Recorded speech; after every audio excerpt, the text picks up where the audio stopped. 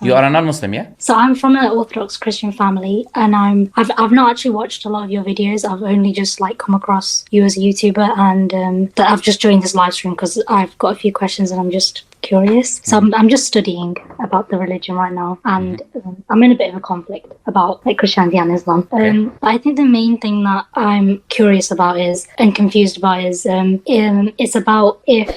So in Galatians chapter 1, it says that even if another angel brings a gospel to you, you can't believe that because the Bible is the last revelation. So I guess what I'm asking is Prophet Muhammad, and I don't mean to offend you, this is just a pure curiosity, is he a false prophet, or how do we know that Prophet Muhammad is a prophet from God? Yeah, okay. Well, obviously, if I'm a Muslim, I believe he's a true prophet from God, right? Yeah. But the thing is this: who wrote Galatians? Paul. Okay, that's the assumption first. Okay, let's take the assumption. Paul wrote Galatians. Who's Paul?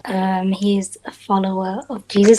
He's not an eyewitness, but he's just a follower of Jesus. Has he ever met Jesus when Jesus was walking? No. Okay. Did he learn directly from Jesus? No. Okay. So, do you know what he saw when he was on his road to Damascus? He saw a vision. He saw light. He saw light, yeah. And he's telling you, if an angel of light comes to you, don't trust what they say. But he had light coming to him, telling him what to say. Yeah. Does that not sound contradictory to you? It does, yeah. Okay, yeah. so why is the light of Mr. Paul, reliable, while the light of anyone else is not reliable? The funny thing is this, Paul contradicts himself without knowing that he's contradicting himself, which is like hilarious and funny, honestly. The thing is, look, Paul never met Jesus in his life. After Jesus, there was so many people who wrote gospels. There was tons of gospels. The gospel of Mary, gospel of Barnabas, the gospel of Thomas, the gospel of infancy, gospel of Jesus, the gospel. There is a countless number of gospels that was written down. The church selected 4 of them. Athanasius specifically selected the number of the books in the 27 books in the New Testament. Now, the church selecting some books and not selecting some books does not mean this is divine revelation. Now God is the one who's selecting which is which. Authors of those gospels that wrote the gospels, none of them said that we are we're getting inspiration, direct revelation from God. Okay. Where does the authors of the gospels claim that they are getting the direct revelation from God? Yeah, because they claim to have been inspired by the Holy Spirit. Where do they say that? That's true. No. See, now I want the authors of the gospel, not Paul. Paul claiming that about them is irrelevant. It's like me claiming something about you later on when I came. I didn't claim it for myself, so it doesn't matter what someone else comes later on. The authors of the Gospels do not claim the writing revelation from God. In fact, they say the opposite. If you open the first, Luke, chapter 1, what does Luke say? He said, Luke says many people have been writing what was going on, what they believe is going on from eyewitnesses. So you know what? It seemed good to me. It's a good idea for me as well to write. That's what he's saying. That's saying when I have knowledge of the events, because I have knowledge of all of the events that took place on this, and that's what I'm going to write as well. He doesn't say God have inspired me to write this gospel that ought to be followed by the creation. He doesn't say that. Nor does any of the authors of the gospel say that. Now, we said first Paul is contradicting himself. Second thing is this: why should we follow what Paul says when he opposed Jesus, when he went against the teachings of Jesus? Why, when Jesus told us not to trust him? Jesus said you shouldn't trust people like Paul. Do you know that? It is because he told the Jews not to follow the customs. Know very well. So it's good. You know already. I don't even need to tell you. I like this. This is very good. He told the people, the Jews, not to follow the commandments, and literally Jesus said, "Whoever teaches you not to follow the law is not going to enter the kingdom of heaven." And this is literally what Paul was doing. So it is literally Jesus is warning from Paul. So not only that Paul is contradicting himself about saying, "Okay, follow me only." The reason Paul said this, do you know why Paul said this? Because as I said to you, at the time of Paul, there was many people writing. Okay. There was a competition, literally. So everyone was writing. So what Paul wanted people to follow him. So if he wants people to follow him, he has to say, don't trust anyone else who writes anything else. He's not really concerned about the future, by the way. He was concerned about his own time, his own church, the people not following his commands, the other people disagreeing with him, other people writing other things. He was concerned about what he taught. That's why he said this nonsense about, you know what, if anyone else writes anything else, he should not be trusting them. But he himself is not trustworthy. He disagreed with the disciples of Jesus, James and Peter. And he had no authority over them. They had authority over him. They summoned him and they said to him, go shave your head. And he is following like a... They did not give him any position of someone who's receiving direct revelation from God that is ought to be followed to begin with. But this happened later on when the church introduced all of this nonsense into the teachings of Jesus, where they give this respect and honor and following to Paul that he did not deserve when he was not even given when he was alive. So the thing is this: you should reject anything that Paul says regarding this, because he is not a reliable person to begin with, and it's irrelevant what he said about what you should trust, what you shouldn't trust. What's relevant is what Jesus said, even if you even have what Jesus said. But the thing is this, let me tell you something now. Let's use the Bible that you believe in. Do you know the Bible says, because the Prophet ﷺ, let's ask this question now. If the Prophet ﷺ is not a true prophet of God, what would he be? Well, one Christian theory is that he could be a false prophet to divert Christians from the Christian idea of the truth. Yeah, so false prophet meaning what? He's lying, he's learning from Satan. What is it? He's lying, let's say, or he's learning from Satan. Any other options? No, okay. I'm not. Because you cannot say that he was crazy or delusional, this and that. Anyone who studied his life, we know that he did not have these symptoms. He was he was clearly leading armies. He literally led whole communities. So these very ridiculous claims that shouldn't be even entertained, you know. But the only claims that can be entertained is to claim that he was not saying the truth, meaning he was lying, or he was learning it from Satan, blah blah blah, which also means he's lying in a way. So the thing is this, okay. Or he was deceived by Satan, which means he's not lying, but he's giving you the teaching. Yeah, that was what my query was. If it was. Okay. So first, lying. What would he lie for? What is the reason why would he lie for? So from the Christian understanding, I thought it was Satan wants to do everything he can to divert people away. No, Satan point. So Satan claim is the second claim. I'm saying him lying himself without Satan now. Oh, okay. What his motive could be. Yes. You know, in psychology they have reasons. They say reasons for why humans lie, right? People don't lie for it. It can be fear, it can be gain, it can be many things. It could be power. I don't know. Okay, so he was seeking power. Let's test this hypothetical situation. Prophet ﷺ was lying because he was seeking power. Okay. Prophet ﷺ was respected in his community. They had two titles for him. Before revelation, now we're saying, they used to call him as-Sadiq al-Amin, the trustworthy, the honest. When they were building the Kaaba, in which they believed was a holy place of God, when they had a dispute on who places the last stone, they went to Prophet Muhammad ﷺ.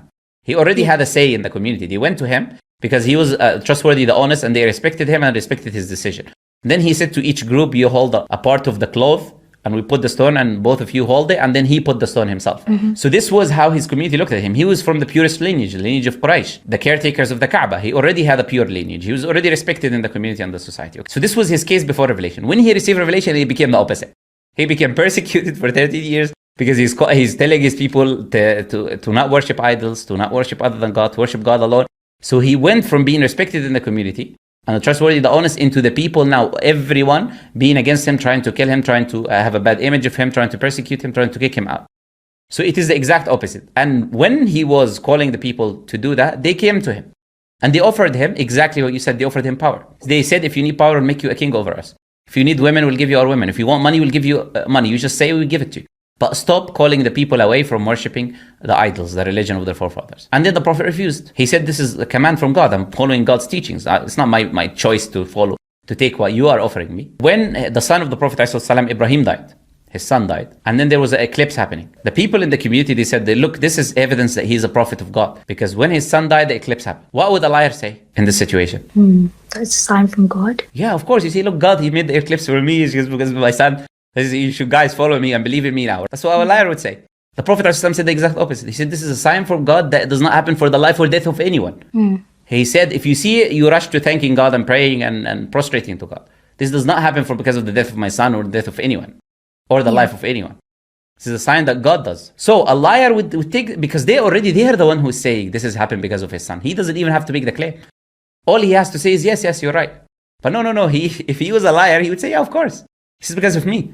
So when you look at the life of the Prophet ﷺ, he was offered all of these things that you're talking about. He was offered every reason to be the leader over the people, to have money, to have women, to have everything. So why would he, can you say now, learning about all of this, can you say that he's lying? No. Okay, so he's not lying. So we have another option now. The only option we have is that he's been deceived by Satan. Okay, now the Bible disagrees with you.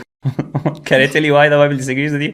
Yes. Because in the Bible, the people were saying about Jesus that he's from Satan. Yeah, the Pharisees were. Yeah. Then what did Jesus say? Respond to them. Do you know how he responded? I can't remember the verse, but I know what you're referring to. He said the house cannot be divided against its own self. Oh, okay, yeah, that was it. Meaning, what he's saying to them is that Satan is not going to teach you things that goes against Satan. If Satan is the one who is telling me this, he's not going to tell you the things I'm telling you because these things are good, and Satan teaches you to do bad. So it's impossible for me to be someone from Satan. So the Prophet ﷺ, he told the people, you know what, the Prophet ﷺ came and his people, all of them were idol worshippers. Yeah. Does Satan like all the idol worship or does he hate idol worship? He likes them. So why would he teach Prophet Muhammad, go to these people and say to them, Stop worshipping idols and believe in Jesus. By the way, you have to believe in Jesus. You believe in Moses and Prophet Muhammad and believe in me and worship God alone and do not associate partners with him. Be good to your neighbor.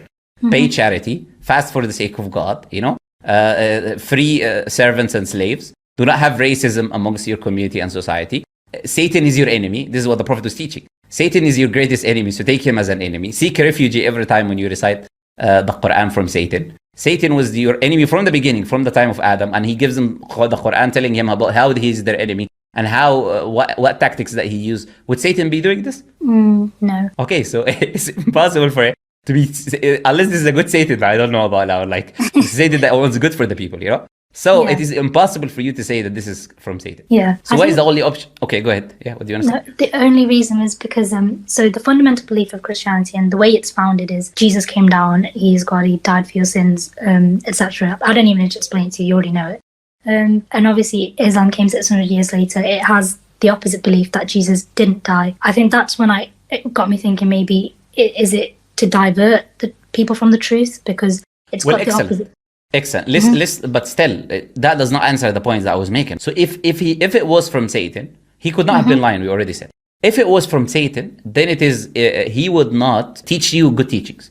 If he's diverting people from the truth, he cannot just divert them from one thing and then teach them to do everything else good and to believe in Jesus. Literally, why would he teach them to believe in Jesus and to believe that his mother was a righteous woman, and he was the Messiah, and that he had miraculous birth, and he has a second coming, that he's going to come back? He's not going to teach them any of these things. But the thing is this: where is that belief that you just mentioned on the mouth of Jesus?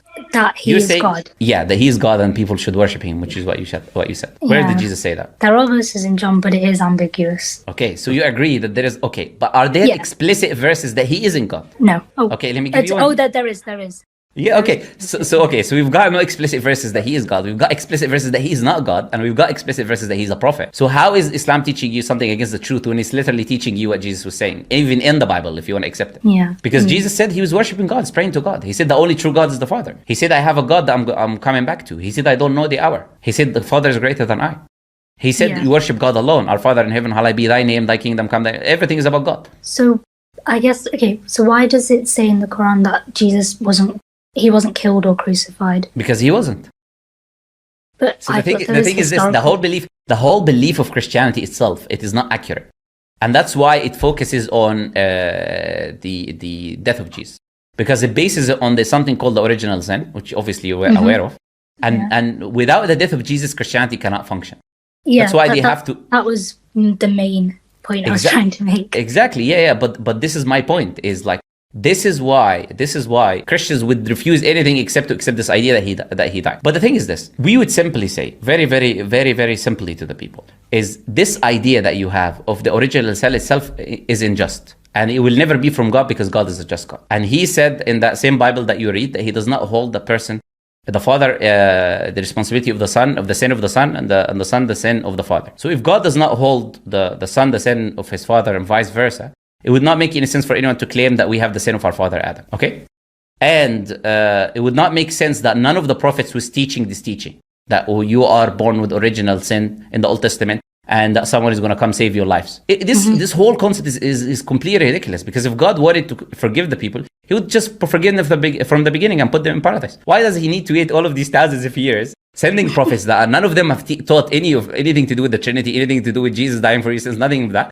Teach them completely different teachings, and all of a sudden he says, you know what, I decided to send my son now to die to forgive you. But he can just forgive you from the beginning and put you in paradise. Why all of this nonsense?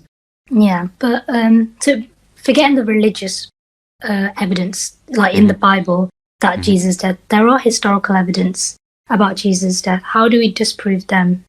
There is no. Okay, so first, there is no eyewitnesses for the death of Jesus. Let's put that. There is no evidence from no eyewitnesses from the death of Jesus. That's a fact. I thought the Romans killed Jesus, so would they not be eyewitnesses? No, but when I say there's no eyewitnesses, there is no something recorded in history that we can verify to show that there is eyewitnesses saying this claim. That's number one.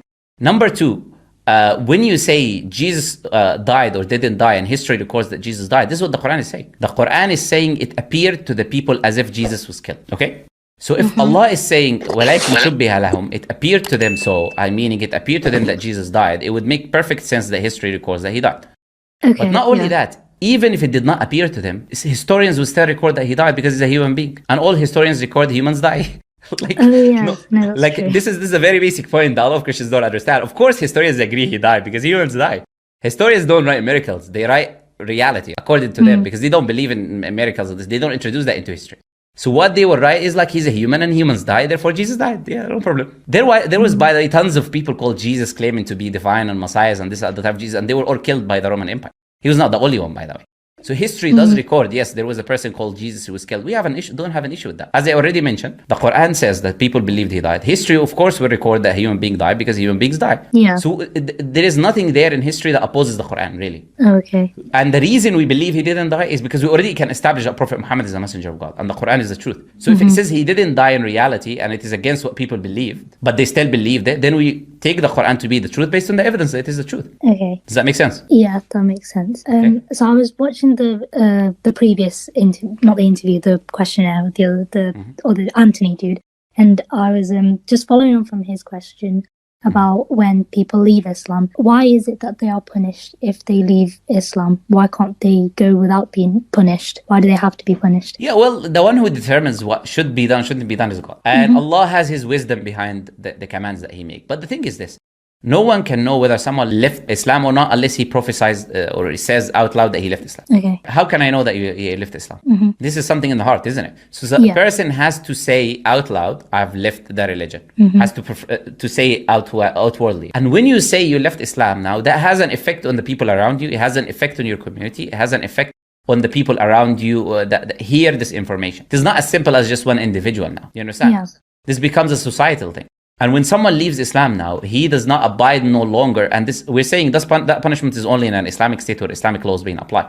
So if he leaves Islam in that land, then he doesn't believe in the laws of Islam and he wants to go against all of these laws. So by definition, he wants to cause disharmony in society, which therefore he would want to try his best to have other groups of people who also left Islam and unite with them so they can rebel against these rules that they don't believe is from God. Because in an Islamic state, in an Islamic Sharia state, there will be laws.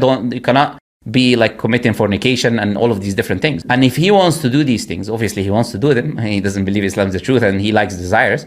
So he would want to try his best to cause disunity in the community, in society. It's not going to stop at him. But in Islam, if someone leaves Islam and keeps it to himself and doesn't say anything to anyone, there's no punishments in this life for him. Okay, yeah. There's only punishments in the afterlife for him. Do you get the point?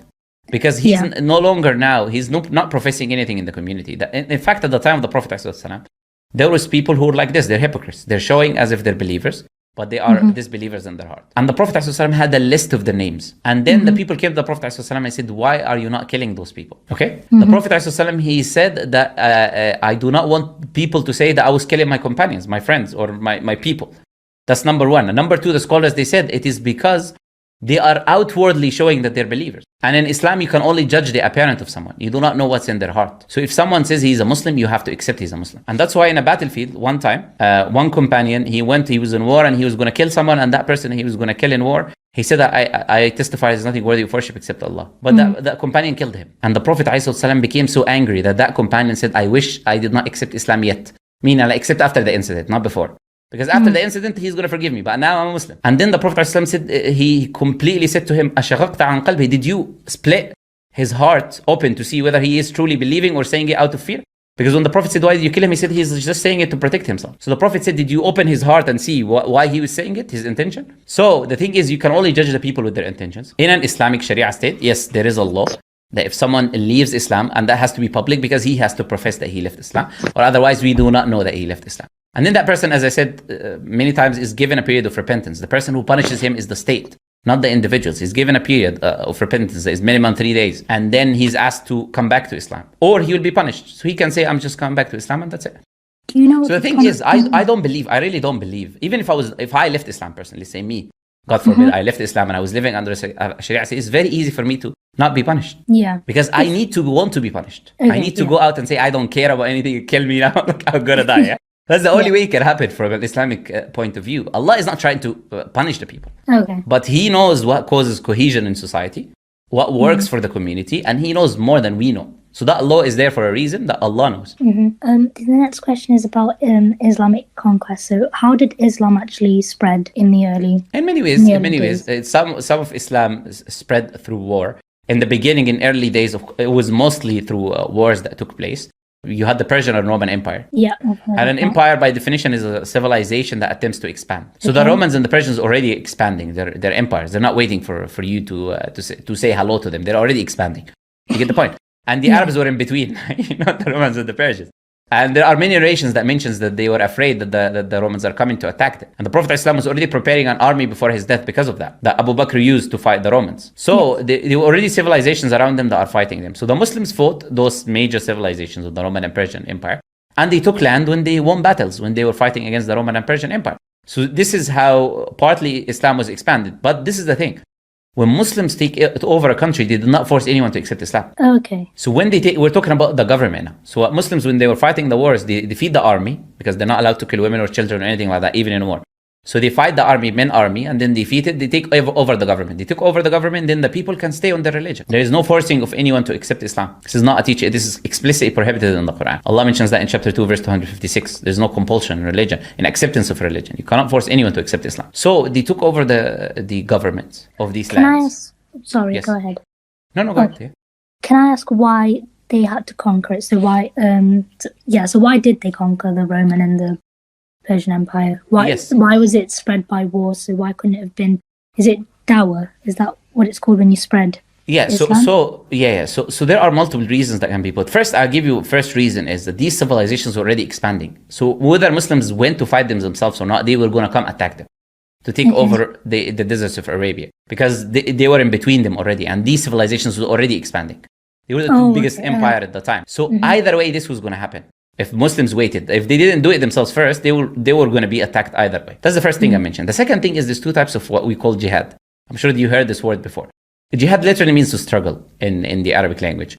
But it can also mean to struggle in the sake of God and fighting in war. So there is two types of them. One of them is it is an offensive type. And that offensive happens when the message of the Prophet, if he's a true prophet of God and he's sent to the whole creation, then you, Rosie, and me, Muhammad, and everyone watching has a right to hear his message. Yeah. You have the right to hear the message. No one forces you to accept it, but you have a right to hear the message because he is a true messenger of God. So you have a right to hear the truth because you would look for the truth and I would look and everyone would look for the truth. So we have a right to hear the message of the truth. So if a country prohibits Muslims from hearing the message of the truth, then Muslims would fight that country to spread the message. And if that country is persecuting its people, that's another reason for Muslims to fight that country, to remove persecutions of the government. So the Romans were already persecuting. The Persians were already persecuting their people, and they were preventing anyone from preaching Islam or coming to their countries or saying the message of the truth to the people. The Prophet ﷺ sent a letter to the Roman and Persian king and other kings as well. And the Persian king ripped the letter of the Prophet ﷺ, The Roman king did not accept because his people around him were Christians, so they were not going to accept it. So the thing is this. The Roman Empire, I'll give you a last example because I know you want to say something. The Roman Empire had control over Egypt, for example. I'll give an example for Egypt because there's a book written by the Coptic Church today that talks about this history in their own Coptic Church. When the Romans had Egypt, before Amr ibn al-As comes to Egypt and takes over Egypt, the high priest was killed, chopped to pieces, burnt and thrown in the sea. By who? This is how he was killed by the Roman Empire. He didn't just kill him. He chopped him to pieces, he burned him alive, and he threw him in the sea. Was the Roman Empire Christian? At this point, was it Christian? The Mukhawqis, the person that was there, was not accepting Coptics, the land. The high priest escaped to the deserts. Okay? They ran away. When they ran away, when Amr ibn al-As came, because you know what they were doing to the churches? It was the bins. Literally, people take the rubbish and go throw it in the bin. This is how they were treating the churches in Egypt at the time. Literally. So when Amr ibn al-As took over the land, he sent a letter. He said, go, send a letter to the high priest to come back, that he's now safe. And he cleaned for them their places of worship. That's why you have the earliest churches in the world are in Syria, or in Egypt. Yes, are in the Middle East, many of them. They are the very early churches because they were not destroyed by Muslims. They were left. So this is how Islam treated them. This is how Islam treated the people. So the people were already being persecuted. So in Islam, it's an obligation for Muslims to remove persecution from other individuals. And as I said, it's already a right for everyone to hear the message of the truth. So because of that reason, Muslims will fight other governments specifically to make Islam enter that land. They will fight against governments, male combatants, not women. They're not going to kill women. They're not going to kill children. They're not going to persecute anyone. And when they take over the government, they cannot force anyone to accept Islam forcibly. Oh, okay. Was the Roman Empire at this point when, like you said, they killed the high priest? Were they Christian? Yeah, they were, of course. Okay. So they were killing all the Christians and persecuting all the Christians. This is history. Open now at the time of the 630, what was happening to the Christians in Egypt. So this is not something I'm making up. This is like literally history. I'm just clarifying. I was just shocked. That's all. Because look, even in Christianity, let me tell you something interesting now. Even in Christianity, what was happening between Ireland and like the Protestants and the Catholics in history? Yeah. Just because someone is quote unquote Christian does not mean their tradition and what they believe is accepted by other Christians. No, yeah, that's true. You can investigate what was happening literally at that time to the people, the persecution. Because I'm saying the Christians, the Coptic Christians of Egypt, have written this in their own books. So the Coptic Christians of Egypt do not, none of them deny this reality. Okay, none of them saying this was not happening. None of them saying that when Amr ibn al-As came, he persecuted us. All of them admit to the fact. That's why do you know how many Christians are there today in Egypt? No, I don't know the figure. Over 50 million. The reason because Egypt was a Muslim country from the time of Amr ibn al-As until today. Okay. The fact that you have this large number of Christians is by itself evidence and testimony of how they were treated until this day. Oh, okay. So, they were treated well, like by the Muslims. Yeah, you know the president, the current president of Egypt, he built them the biggest cathedral in the Middle East in 2019 or 20. He didn't build a mosque. He went and built a biggest cathedral of the Middle East. This is how much they're treated. Even though this is not correct from an Islamic point of view, by the way, but still he did this, and they are even treated better than the Muslims. I'll tell you that because I've lived in Egypt for a while. They've even treated by the government, by the police. They're treated better than the other people. There was a person calling to Islam on a YouTube channel, and he was put in prison by the government just because he's calling against Christianity. Because they made a charge against him, inciting hatred towards religion, even though he doesn't incite. All of his videos are online, by the way. And they put him in prison just because Christians reported him. So they are even treated better than Muslims, I tell you, in the Islam, so let alone being treated well. But the point is still this. We don't shy away, as I said, from this idea that Muslims believe in spreading the truth. Meaning if someone is preventing others from spreading the truth, we'll fight the government and we'll allow everyone to hear the message of the truth. We don't shy away from this. And remove persecutions from other people. Okay, that's fine. This is a question about Christianity, because again, I'm still learning. Honestly, I don't know a lot. Do you know if there are any Aramaic manuscripts of the Bible? There is no old ones. There is Aramaic, but it's later on. Oh, okay. So there's no early manuscripts? No, absolutely not. Oh, okay. Then there's a question about hadiths. So how do you know if a hadith is a strong hadith and a weak hadith? There's a video on my channel. It's called like Dismantling Hadith Rejectors or something like that. I think you should watch that video, the end part of the video, which talks about the historicity of hadith, where I go on in detail because it can take some time for me to explain this, right? No, that's fine. I think I need to start watching your videos as well, because again, honestly, I was introduced to you like today. This is okay. And that's, so I will start watching your videos. Yeah, you can watch it, but if you watch that specific video specifically, towards the end, it's like 20 minutes, 15, 20 minutes or something like that. I go about the historicity of hadith, why we know for a fact this has to be accurate and authentic. But now my question to you now, or do you still have questions? Tell me before I give you my question. No, I think I need to, thing is, I don't have enough knowledge to ask more questions. That's the problem with me. Like, I do, but then I don't at the same time. Like, I know the basics of like a lot of things, but not in depth. So that's why I want to expand my knowledge. And like you said, God willing, one day if I am to convert and make that big decision, I want to be sure about it. I don't want to do it for any other reasons. I want to be sure that I'm making the right decision. Yeah, absolutely. So it's good. You can do your research then, inshallah, based on what I said. And hopefully when I upload that video, you can research. If you got any information you want to check, you can check. And then, you can make your decision in the end. Okay, I'll let you go now. If you got any other questions, you can come back. After you see the video, you're welcome to come back anytime, okay? Nice talking to you, okay? Bye-bye. Take care, bye-bye.